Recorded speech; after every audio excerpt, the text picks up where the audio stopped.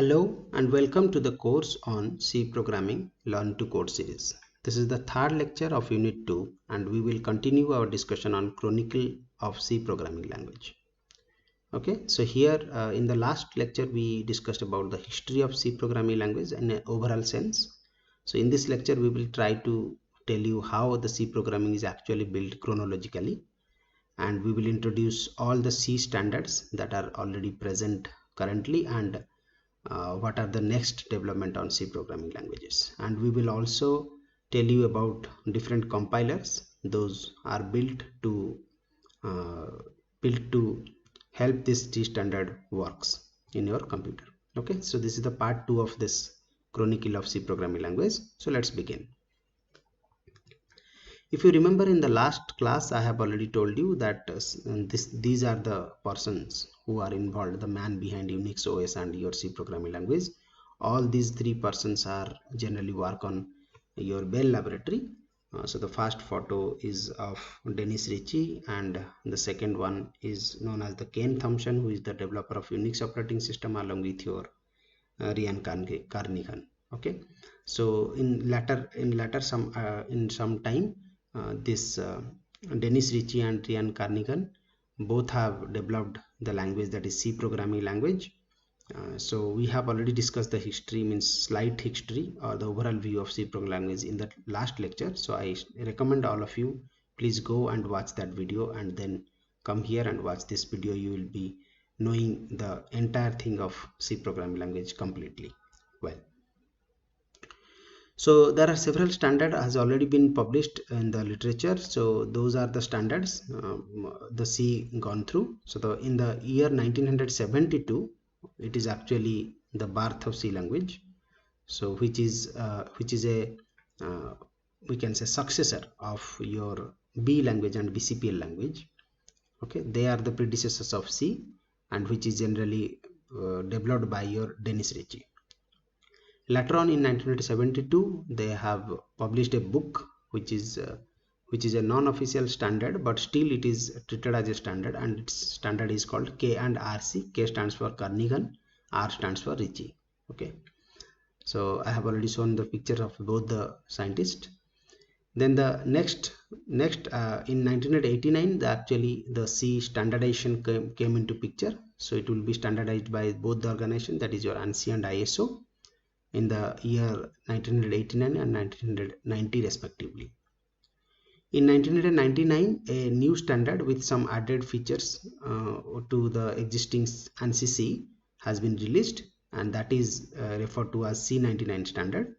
Similarly, some new features is again added in C11 and it is published in C 2011, and a new feature is added to C11 and it is known as C18, and it is published between 2017 and 18.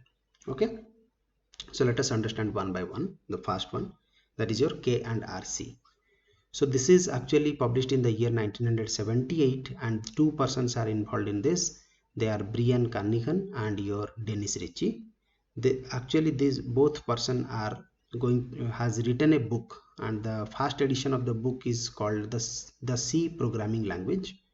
And after its publication, everybody understands that, everybody thinks that this is the standard, and they are started using it. Okay, but it is actually an informal specification of the language.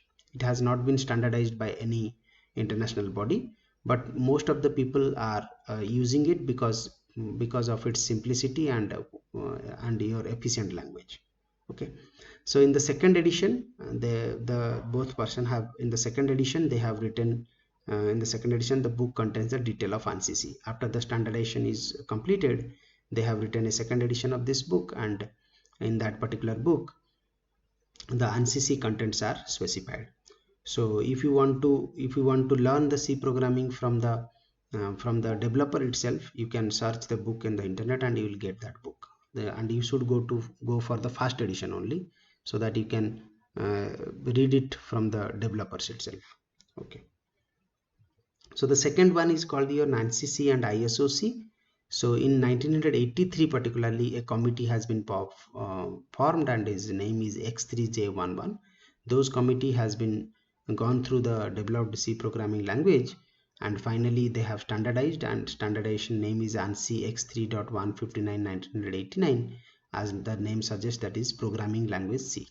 Okay, so that will be standardized, and this version in 1989, these versions are sometimes called ANSI C, or some people call it standard C, and everybody calls it C89 compiler.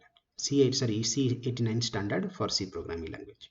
Okay, later on ISO also adopted the ANSI C concept, and he has standardized the language, and the standardization format is ISO IEC 9899 to 1990, and the standardization name is C90.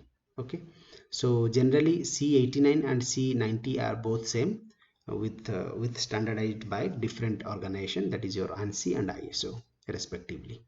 Okay, finally in the year 1999, again ISO includes some other features to it, and it is released as C99. So its name is ISO IEC 9899-1999, and it is commonly known as your C99 C99 your what is C99 C standard. Okay, so there are several new feature added to it. One feature is called inline function. I know if you are a beginner, you don't know about all these terms, but bear with me. Whenever we are going to learn about C programming language, you will able to learn all these things. So these are the new features that is added, that is inline function. Data types, there are two data types has been introduced in C99, that is your long int and complex, and one line comment is possible now with C99 standard, but in C89 standard the one line comment is not available. There will be concept called multiple line comment is available. Okay,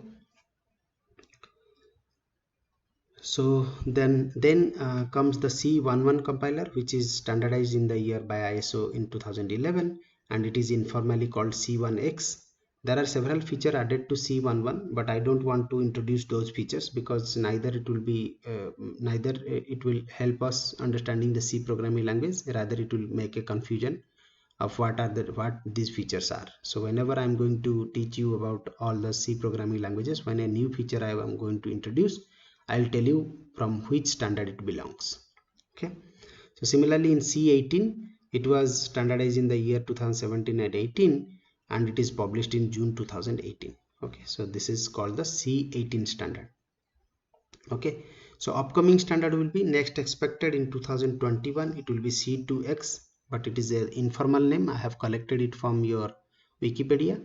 So that may be released in by May 20, maybe by 2021 it will be released. That time we will confirm the name. Okay, so the standards has already been built, and there are several standards available. Now it is the time for the developers to prepare a compiler for it. Okay, so that that can be executed in your computer properly. So there are several people or several companies who is developing these compilers for different C standards. Those are mentioned over here, and that is our choice which compiler we can use.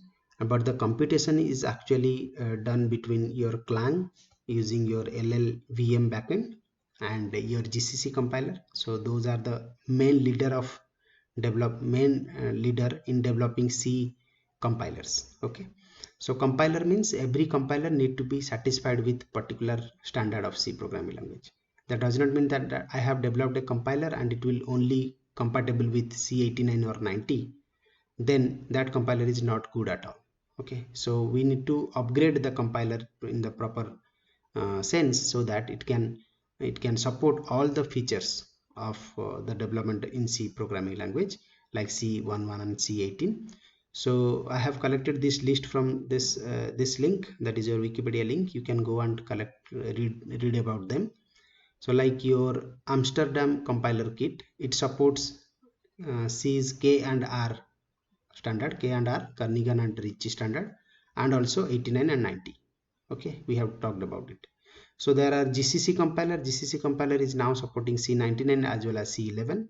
Okay, so similarly other compilers are also exist. This is not the complete list. Here also the list is available. Microsoft Visual C++, who is trying to support C99 features, some of the C99 features, but not all. So the competition is high, but the leader is GCC. Okay, so you need to have a GCC compiler installed in your computer so that you can use all the features of the C standards. That's all for the today's class. I hope you understand many things from it. For more, you can use that Wikipedia link I have mentioned in the video. That's all for today's class. Thanks for listening. Bye bye.